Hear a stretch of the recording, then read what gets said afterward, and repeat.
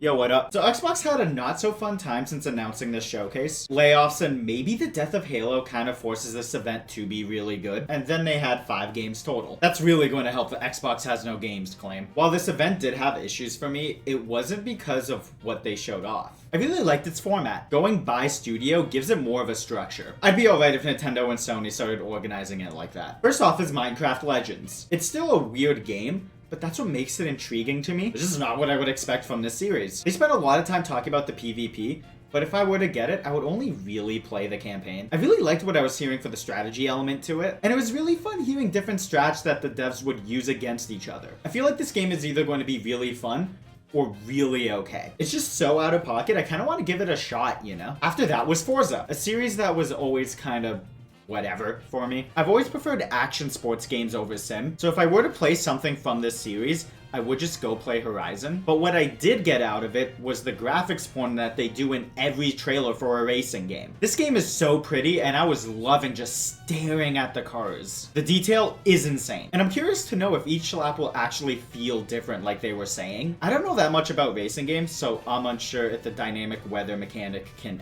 actually accomplish that. I think the biggest thing from the trailer is that it's running 4K 60 FPS with ray tracing on console. I'm pretty sure that's the first time it's happening, at least with a game that looks this good. No date though? That's kind of weak. There's only 5 games, they all should have dates. After that was a brand new IP from the guys that made The Evil Within. Somehow. Wi-Fi Rush had bad dialogue in the trailer, and I just want to get that out of the way right now because that's the only complaint I have with this game. A rhythm action game? I'm down. The trailer looked fun, but when they started showing uncut gameplay, it really sold me on it. I was bobbing my head the entire time. The combat looks fun, and it's going to be so satisfying to do it to the beat. And I love the art style too. It's just going to be a blast to play. I gotta give it a shot when I'm able to pull myself away from Fire Emblem. It was just very satisfying to watch and listen to the gameplay. The penultimate studio was Bethesda, showing off Starfield.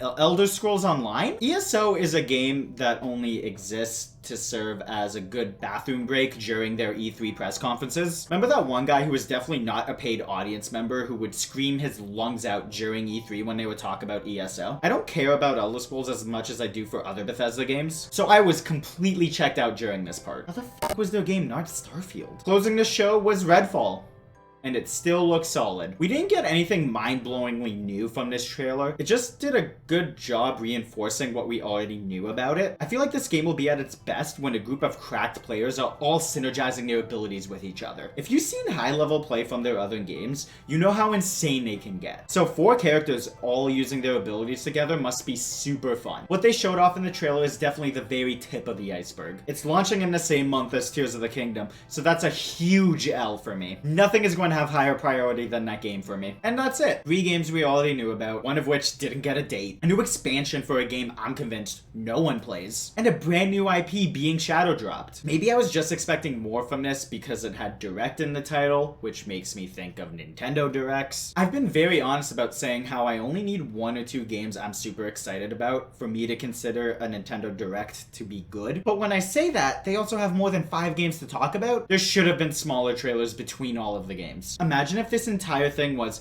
here's one thing Bethesda has coming out soon, and here's another thing that we have coming out much later. A lot of people dunk on Xbox by saying they don't have any games. You can argue whether that's justified or not in the comments. I'm putting it in the title for that reason. I don't think this helps Xbox's case. Not because what they showed off was bad. It's because what wasn't there is louder than what was. Halo has had a fucking rough week. According to leaks, the DLC campaign is dead, and 343 might be next. Although they have come out to say that they're not dead yet, but I'm also not sure what to expect from Season 3. This would have been a great time to drop the teaser trailer or say the theme of it. Obviously the time between the leak and this event was way too short to slap something together quickly, but we're like 40 days out of Season 3, my guys. You can't just say, oh no, don't worry, we're fine, when things are clearly not. But the lack of Halo isn't the only concerning thing for me. Gears of War is a franchise that I'm admittedly not very into. We're coming up on the longest gap between games for the series since the Coalition took over development. Nothing on Gears 6. Does that Fable game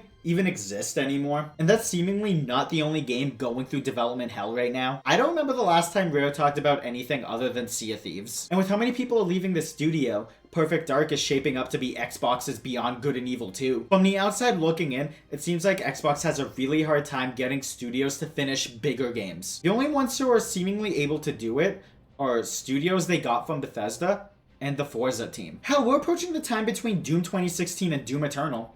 Still nothing there. I'm pretty sure after Starfield, every single ZeniMax game is going to have Xbox involved from the start now. Maybe the new Elder Scrolls, but who knows when they started development on that. And it seems like the ActiBliz deal isn't going to happen. I really hope that wasn't their way to fill up a bunch of holes, because there's a lot of holes right now. I wonder if development troubles is why Xbox always brags about most things releasing within a year at E3 press conferences. Because they have a habit of making very slow progress on development, they only want to announce stuff that they know is coming out within a year. I don't know, that's just my theory. Honestly, I feel like if we knew more what was coming out after May, I feel like 5 games wouldn't be an issue. My god, where is Outer Worlds 2? And the fantasy game they're making? Xbox needs to be convincing people that they can finish a game, and there's a lot on the horizon. They need to do more than bring us 1 new game and 4 games we already knew about. I actually don't know if the ESO expansion is new, but I also don't care. Considering they only really do stuff at E3 and Gamescom, when they do something like this, they have to have a strong showing with a lot of games. Because only showing 5 makes it seem like you don't have many games. Do you agree? Think I'm an idiot? Comment down below. Dislike the video if you haven't played a new Xbox exclusive in over a year, much like myself, and subscribe for more bad content. Oh my god, where is Hellblade? The more I think about games they haven't finished, the more games I realized they've announced but haven't talked about in a very long time. Follow me on other platforms if you want. Take care, guys.